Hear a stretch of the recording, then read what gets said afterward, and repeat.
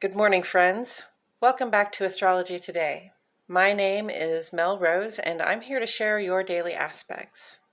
Today is Saturday, April 23, 2022. The sun is in Taurus, and we have a third quarter moon in Aquarius. We express ourselves by harnessing the power of our material resources to create security, and we have an inner drive to stabilize our communities and alliances through positive action. Now is the time to attend those networks we rely on for support and validation. The third quarter moon points our activities in the direction of decrease or release, simplifying our lives by actively releasing attitudes or dispositions that have gotten in our way, letting go of ideals that no longer serve us, and actively pushing out the stuff and things that are weighing us down. Sun in Taurus brings our attention to our resources and our livelihood. How do we collect the materials we need, and how do we best put them to the good purpose of our physical support and safety in the world? Now that we've been blessed with the spark of life when the sun was in Aries, we turn our attention to how best to maintain that life by making wise use of our assets. Uranus and Mercury are also in Taurus at this time, and both planets are in sextile aspects with Venus now, which is in Pisces. We seek positive outcomes at this time surrounding our sense of security in cooperation with creative change. I'm going to get right into the aspects, but first I'll point out the handcrafted key on the right-hand side of the page. Most of the symbols on the page have made it into the key, so if you desire a point of reference, it's right here. I've otherwise divided the page into two columns, one for each of our luminaries. Now, the moon is the luminary that sheds light on our inner lives. This is your relationship with yourself, what it feels like to be in your body, heart, and mind, and in your home. The transits and aspects that the moon makes are all very brief. They have a subtle impact on those things you think, feel, know, and intuit, but may choose whether or not to express. The sun is the luminary that sheds light on our outer lives. This is the outward expression of yourself in the world, specifically in your work, social, and civic spaces. I address the sun and the rest of the planet's movements on this side because they have a greater impact on that outward expression. And we begin on the sun side today at 6:56 this morning. Central Standard Time, friends. Sun goes square to moon. Taurus, Cancer, Leo, and Aquarius, most likely to feel these vibes. The aspect indicates the culmination of that third quarter moon when the transition from reviewing how things have gone to actively clearing the clutter so that we can have a clean slate next Saturday with the new moon and the beginning of the next creative cycle. I don't know if that was a proper sentence, but I think I got all the information into it. Sun square moon brings up a challenge between the part of us that is realistic about change and the part of us that seeks the status quo, pushing us into actions that help us prepare that clean slate. In the ongoing column, today is the final full day for Venus sextile Uranus, which has been providing cooperative functioning between our ability to attract what we like and our impulse to make changes. Taurus, Libra, Aquarius, also, Taurus, Libra, and Aquarius, I would say. Also Pisces. It's okay to change your mind about what kind of attention and affection you'd like to receive. It's also okay to change your mind about what compensation is needed in return for your efforts. These energies are likely to linger a while in the background with Mercury sextile Venus going on through May 11. Our conversations about these changes of heart are likely to bring a good outcome. Jupiter conjunct Neptune continues through Monday to bring down those blessings of positivity, fertility, and creative growth. Pisces and Sagittarius have ruling planets here, but let's not forget that Venus and Mars are also in Pisces, so Aries, Taurus, and Scorpio will notice this too. Jupiter is here to help us expand our capacity to connect with the broader world through stuff like higher education, travel, doing business. Neptune wants to inspire your sense of connection to spirit and to all things having being, including you and me. These energies are amplified under pressure together in their home sign of Pisces, and they're sending us an invitation to receive that expanded flow, to seek more inspiration from our intuitive practices, to notice the positive incoming opportunities that result from those labors of love. These vibes are in full force through the 25th, so a couple more days yet. I encourage you to stand outside in the downpour of blessings and appreciate the growth that is coming to you. Sun square Pluto is also with us through the 25th. Taurus, Leo, and Scorpio would be most involved here. Our conscious outward expression finds itself in a challenging position with the transformative energies that are coming down. It's a little bit like a tug of war between the ego and our interior depths. Although we're going through some shifts and we are welcoming in creative opportunities, we still have to focus. We still have to put an intentional effort, put our power toward the deep and total changes we seek to make. Remember who it is that you're becoming. Remember what it is you're trying to do in your outer life, what kind of transformations you seek. Mercury sextile Venus will be with us through the 11th of May. Giving us positive cooperative vibes between the intellect and our ability to attract what we need and desire. Taurus, Gemini, Virgo, and Libra have ruling planets here. At this time, we are empowered to negotiate the terms by which we receive attention, affection, compensation.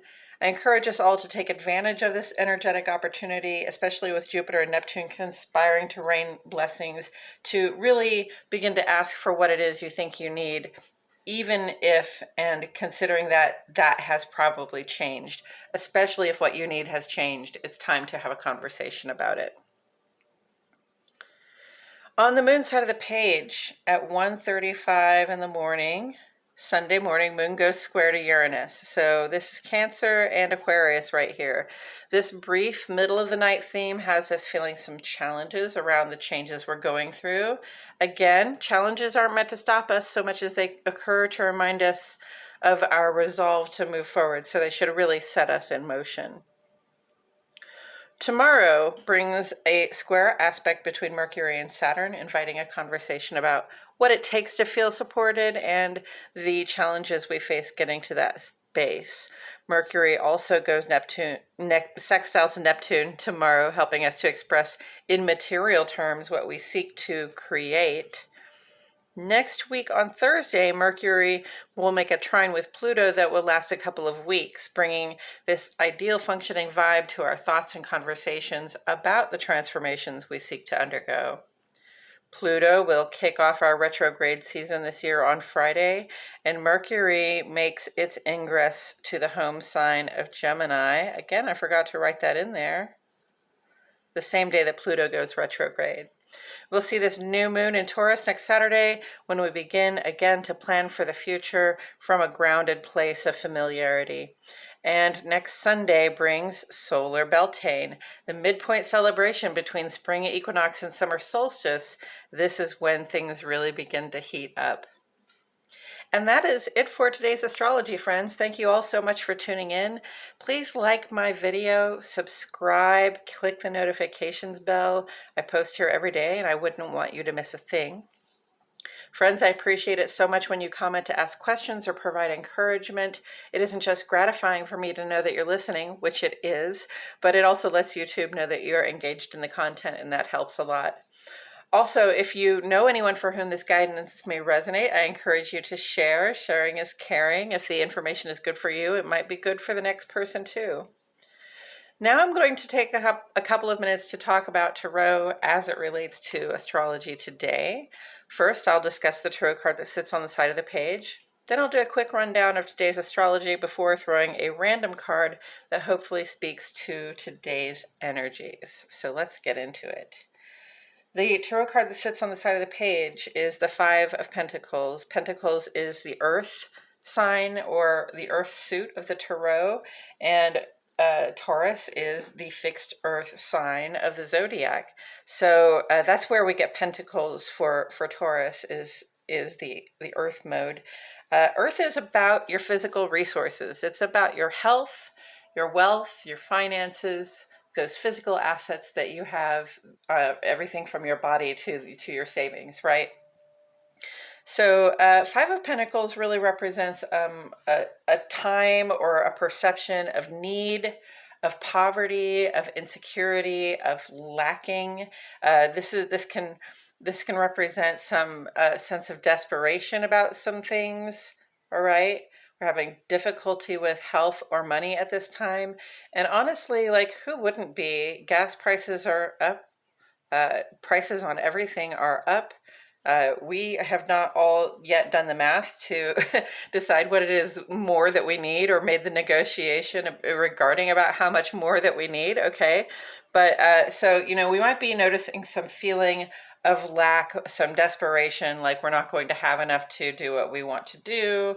We're not going to have enough to cover both the rent and the groceries, or we're not going to have enough to go on, that trip that we were planning, or that kind of thing.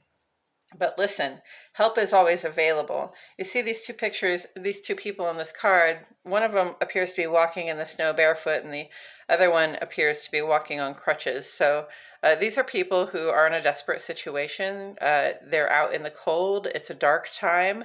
It can be very depressing. It can be very desperate feeling again.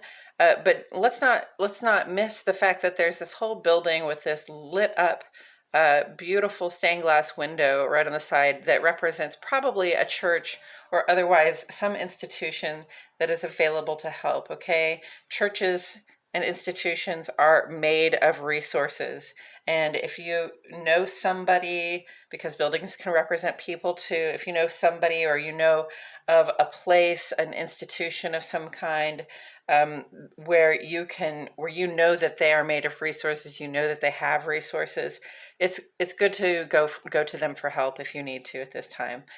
Everybody needs some help from time to time. Things have been changing very quickly for us all the last several years, but especially this past year, especially when it comes to having all the money you need to get the things that you also need and desire. So have the conversation, negotiate your terms, understand that it's okay to change your mind about what you need. Okay, don't go without and wind up losing your feet over it. Right? Don't go without to the point where you make yourself put yourself in a place of terminal lack or permanent lack. Okay, ask for help when you need it. Ask for help.